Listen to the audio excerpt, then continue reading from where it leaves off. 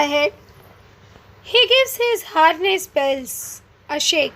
Harness bells, harness मतलब जो यहाँ पे हॉर्स के गले में घंटी बजी होती है, बंधी होती है. Bells tied in the neck of a horse to control it. It's called the harness bells. A shake to ask if there is some mistakes. The only other sounds the sweep of easy winds and downy flags. Downy flags, it means falling snow, जो बर्फ गिरती है. It's called the downy flags. तो यहाँ पे आ सकता है आपको कि find out one word for the bells tied in the neck of a horse to control it. So we get a answer harness bells.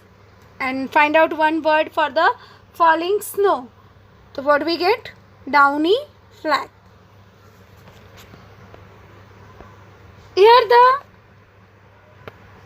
poet said that the little horse give a shake to the bells attached to its neck.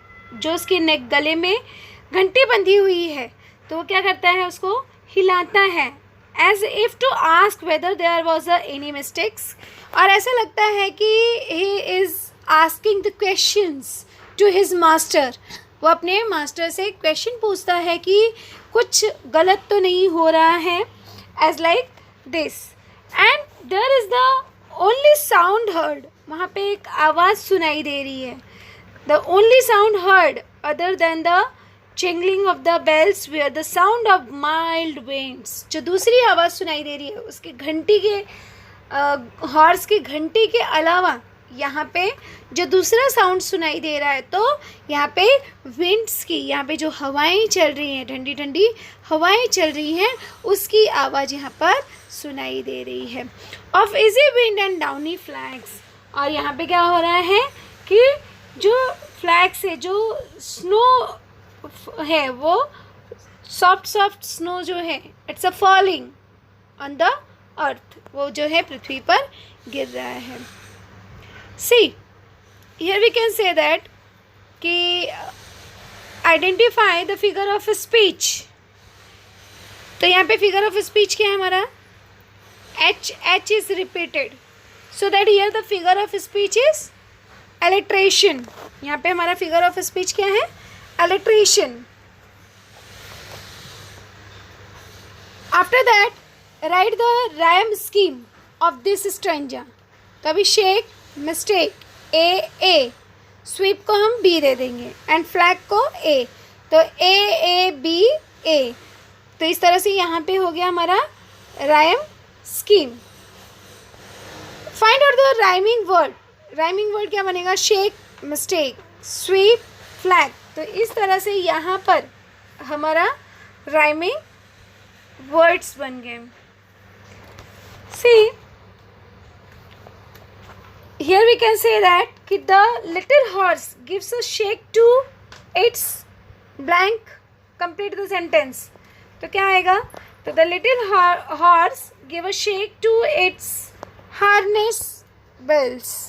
किसको shake कर रहा है, हिला रहा है? अपने bell को वो हिला रहा है. तो it's called as harness bells. Now we will see a last stanza. This is last stanza. The woods are lovely, dark and deep, but I have a promise to keep, and miles to go before I sleep, and miles to go before I sleep. Here the speaker was really attracted. He was attracted by the lovely, dark and deep woods. जो ये जंगल है, dark and deep woods हैं, तो he was attracted by that. But I have promise to keep. It means the writer said to himself that कि he reminds himself, वो अपने आप को याद दिलाता है कि that he can not stay on because he has a promise to keep, to do some works, because he is promising to himself. So that he, the poet is reminding himself, वो अपने आप को याद दिलाता है. क्या याद दिलाता है? and miles to go before I sleep. It means here the poet wants to say that there are many things to do before he goes to sleep. He have to do so many works. उसे बहुत सारे काम करने हैं. It means sleep it means he want to say that कि मरने से पहले उसे बहुत कुछ काम करना है in their life, so that he is a promising, and he say that कि I can't stay at a one place, कि वह एक जगह पर नहीं रुक सकता है. Here we can ask the questions like the speaker was really attracted by the dash. It means complete the sentence. To attracted by the lovely, dark and deep woods. Right? So we get the answer. On what date every year is the darkest evening? कौन सी date जो है every year, हर साल जो है सबसे अंधेरे वाली, it mean सबसे बड़ा अंधियारा वाला रात बोला जाता है, इवनिंग बोला जाता है. तो ऑन 21 दिसंबर, माइंडेड दैट कि 21 दिसंबर जो है it's a darkest evening of the year, every year. Here we can see ask the questions like why does the traveler have to leave the lovely woods? ये जो यात्री है उसे वो जंगल छोड़ना क्यों पड़ता है? तो उसके पीछे क्या रीज़न है? The traveler was really attracted by the lovely woods. कि वो जो है इस lovely wood से attracted तो है, but he is supposed to discharge his duties on time. It means he have to do their duties. उसको अपने कर्तव्य भी करने हैं. And he promises himself to keep his word.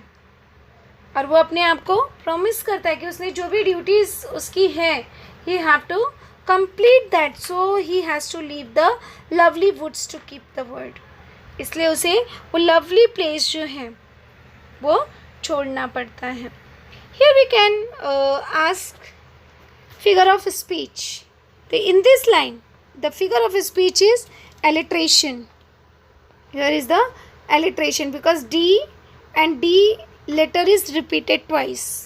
यहाँ पे डी और डी लेटर जो है वो रिपीट हुआ है, सो दैट हियर का alliteration. See in this last line, and miles to go before I sleep, and miles to go before I sleep. Here the figure of speech is repetition because this same line is repeated. ये and miles to go before I sleep it's repeated twice. ये जो है यहाँ पे 2 बार repeat हुआ है, so that here comes, इसलिए यहाँ पर क्या आएगा हमारा figure of speech? Repetition. Make a rhyme scheme of it. तो यहाँ पे rhyme scheme deep, keep, sleep, sleep. It means A deep, A keep, A sleep, sleep, A. It means A. अगर इसका राइम स्कीम है first, second and third stanza, rhyme scheme is A P A. And in last stanza में rhyme scheme क्या है? ए.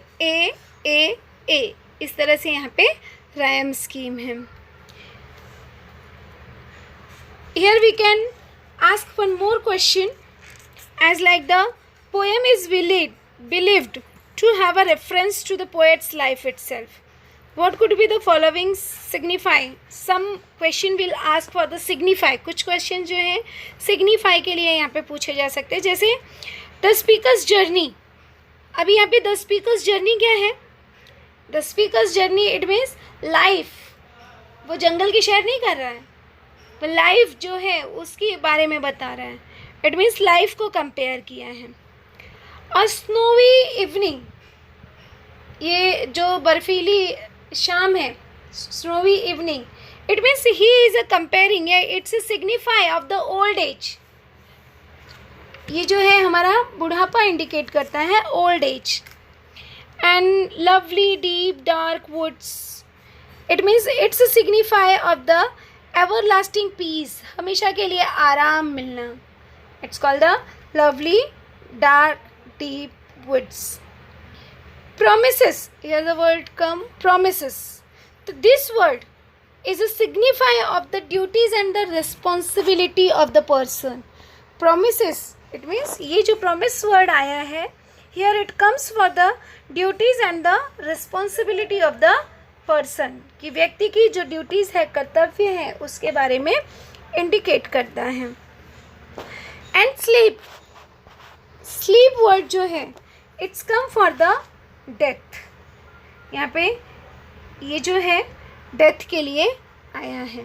तो in this way the poem is described by the poet Robert Frost.